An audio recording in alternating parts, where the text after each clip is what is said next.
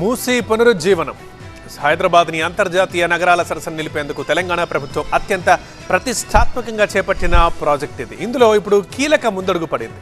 మరి ఈ భారీ ప్రాజెక్ట్ని అనుకున్నంత సులువుగా ముందుకు తీసుకెళ్లడం సాధ్యమేనా? ఈ ప్రక్షాళన వెనుక ప్రభుత్వం ముందు ఇప్పుడు ఎన్నో సవాళ్లు కనిపిస్తున్నాయి. ప్రభుత్వం వాటిని ఎలా అధిగమించబోతోంది?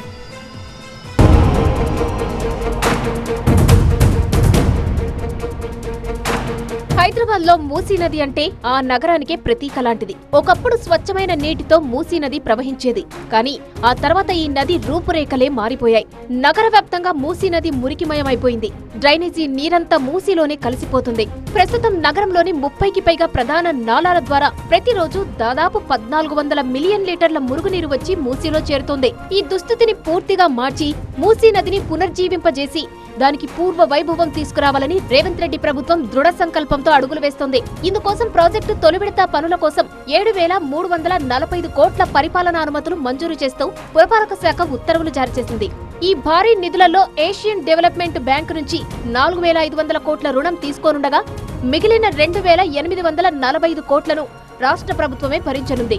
మూసీని అందంగా తీర్చిదిద్దుతామని రాష్ట్ర ప్రభుత్వం చెప్తుంది. అయితే ప్రస్తుతం మూసీ ఎలా ఉంది అనేది ఒక్కసారి మనం ఈ దృశ్యాలు మనకు అద్దం పడతాయి. ఎంత దయనీయంగా మూసీ పరిస్థితి ఉందో చూడొచ్చు. మొత్తం green colour water, brown colour water మనకి కనిపిస్తున్నాయి. బాపుఘట్ దగ్గర సంగమంగా ఏర్పడి ఈ విధంగా ప్రవహిస్తుంది. మొత్తం హిమాయత్ సాగర్ నుంచి ఇక్కడ వరకు అంటే ఈసాగా పిలుస్తారు. దాని తర్వాత గండిపేట నుంచి లంగరౌజ్ వరకు మూసగా పిలుస్తారు. ప్రస్తుతం మనం చూస్తున్నాం కదా, గ్రీనరీ అటువైపు ఇటువైపు ఈ రెండు పక్కల కూడా మూసీని బ్యూటిఫికేషన్ చేయబోతున్నాం. దాని తర్వాత ఇక్కడ చాలామందికి ఆర్థికంగా ఎదిగేందుకు, వాళ్ళు జీవనం కొనసాగించేందుకు నైట్ బిజినెస్ కూడా ఏర్పాటు చేయబోతున్నాం అనేది సంకల్పం రాష్ట్ర ప్రభుత్వం పెట్టుకుంది. సో అది మొత్తం చేసేందుకు చాలా సమయం పడుతుంది. ప్రస్తుతం కాంగ్రెస్ పాలనలో దాదాపుగా 2.5 సంవత్సరాలు పూర్తయింది. మరో 2.5 సంవత్సరాలు మాత్రమే మిగిలి ఉంది.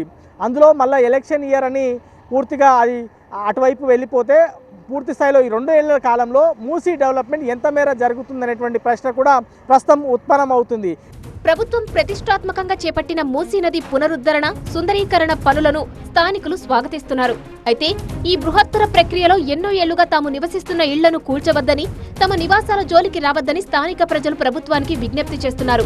ఇక్కడ పరికల్పక ప్రాంతాన్ని అభివృద్ధి చేస్తామంటున్న రాష్ట్ర ప్రభుత్వానికి మేము ధన్యవాదాలు చెప్పగలుగుతాం. కానీ అదే పేరుతోని ఇక్కడ చాలా అంటే చాలా పెద్ద ఎత్తున ఇల్లు ధ్వంసం చేసి అది గాంధీ సరోవర్ అనేది చేపడుతున్నారో దానికి అది ఖచ్చితంగా మేము పూర్తిగా ఇక్కడ ఈ ప్రజలతో పాటు అంతా బాబుఘాట్ నుంచి మొదలు పెట్టుకుంటే తుప్కాన్ బ్రిడ్జ్ వరకు, ఇంకా అక్కడ హిమాయత్ సాగర్, ఇంకా దానికన్నా పక్కన ఉన్న మహావీర్ అది అపార్ట్మెంట్స్ వల్ల అందరు ఏంటంటే వ్యతిరేకిస్తున్నారు. అభివృద్ధి అనేది జరగాలి అంటే అది న్యాచురల్గా జరగాలి. కానీ విధ్వంసం చేసుకుంటూ అది జరగాలి అన్నప్పుడు ఖచ్చితంగా ప్రజలు దాన్ని వ్యతిరేకిస్తారు, దానికి తిరగబడతారు. ఏ దానికైనా రాష్ట్ర ప్రభుత్వానికి మేము ఖచ్చితంగా మేము మద్దతు ఇవ్వడానికి మేము ముందుగా ఉన్నాం. కానీ రాష్ట్ర ప్రభుత్వం కూడా ఇక్కడ ఉన్న ప్రజలని దృష్టిలో పెట్టుకొని ఏ ప్రాజెక్టు చేసినా మేము వాళ్ళకి సహకరిస్తాం. కానీ మా ఇల్లులు ఇంకా అదేవిధంగా ఇంకా ఇటువంటి డిమాలిషన్ చేస్తా అంటే మాత్రం దాన్ని ఖచ్చితంగా మేము వ్యతిరేకిస్తాం.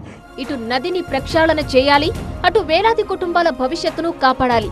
ఇలాంటి అనేక సవాళ్ల నడుమ ప్రభుత్వం ఈ మహాయజ్ఞాన్ని ఎలా ముందుకు తీసుకెళ్తుందనేది ఇప్పుడు ఆసక్తికరంగా మారింది. మూసీ డెవలప్మెంట్ చేయడం అనేది రాష్ట్ర ప్రభుత్వం తీసుకున్నటువంటి సంకల్పం పెద్దది.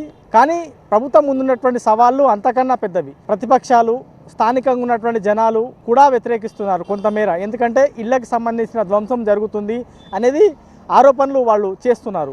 సో మొదటి ఫేజ్లో హిమాయత్ సాగర్ నుంచి బాపుఘట్ వరకు 9.2 కిలోమీటర్లు, గండిపేట నుంచి బాపుఘట్ వరకు దాదాపుగా 11.8 కిలోమీటర్లు, 2 వేసి 21 కిలోమీటర్ల మేర ప్రవహించేటువంటి మూసీ బాపుఘట్ వరకు మొదటి ఫేజ్లో 7,300 కోట్లతో డెవలప్ చేస్తామని రాష్ట్ర ప్రభుత్వం చెప్తుంది.